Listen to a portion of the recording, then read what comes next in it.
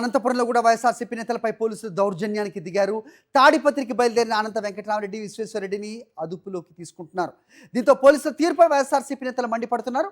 Party కార్యాలయం ఎదుట నిరసనకు దిగారు.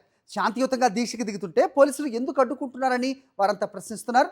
జేసీ కుటుంబం అరాచకాలపై పోరాడతామని అంటున్నారు.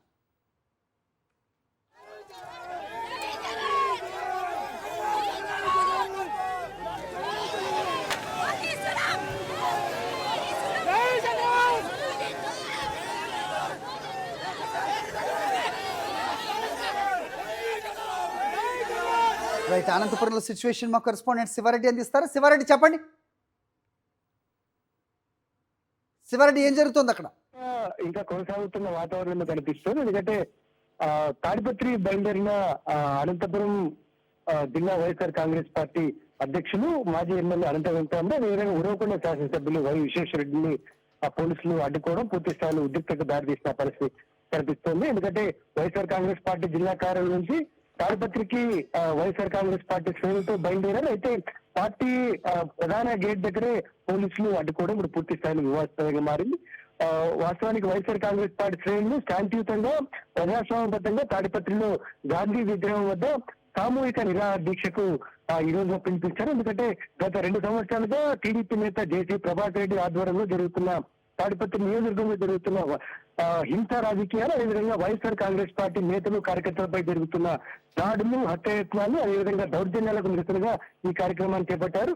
పదే దౌర్జన్యాలు జరుగుతున్నప్పటికీ సాక్షాత్తు సుప్రీంకోర్టు, హైకోర్టు ఆదేశాలు జారీ చేసినప్పటికీ అనంతపురం జిల్లా ఎస్పీ జగదీష్ కావచ్చు, లేకపోతే ఇతర పోలీసులు కావచ్చు, వీటిని పక్కన పెట్టి కేవలం జేసీ ప్రభాకర్ రెడ్డి ఆదేశాలనే పాటిస్తూ ఎక్కడికక్కడ వైఎస్ఆర్ కాంగ్రెస్ పార్టీ శ్రేణులు అడ్డుకోవడం కానీ, లేకుంటే వారిపై జరుగుతున్న దౌర్జన్యాలు హింసలు అరికట్టడం లేకపోవడాన్ని వైఎస్ఆర్ కాంగ్రెస్ పార్టీ తీవ్రంగా పరిగణించి ఈ రోజున సామూహిక నిరాహార దీక్షకు వెళ్తున్న నేపథ్యంలోనే ఎక్కడికక్కడ వైఎస్ఆర్ కాంగ్రెస్ పార్టీ శ్రేణులు అడ్డుకుంటున్నారు.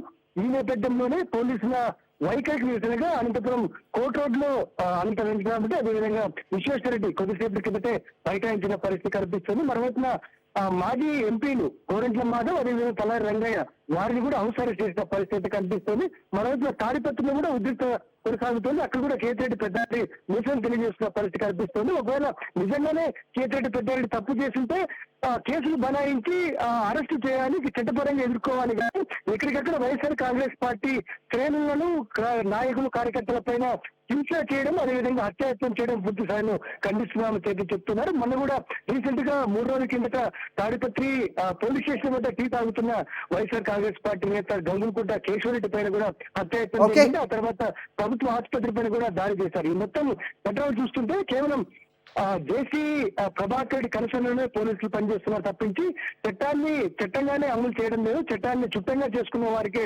తొత్తులుగా వ్యవహరిస్తున్నారన్న విమర్శలు అయితే వైఎస్ఆర్ కాంగ్రెస్ పార్టీ నేతలు వ్యక్తం చేస్తున్న పరిస్థితి కనిపిస్తోంది. రైట్ శివారెడ్డి. మరిన్ని అప్డేట్స్ కోసం ఛానల్ ను సబ్స్క్రైబ్ చేయండి. నోటిఫికేషన్స్ కోసం బెల్ ఐకాన్ పై క్లిక్ చేయండి.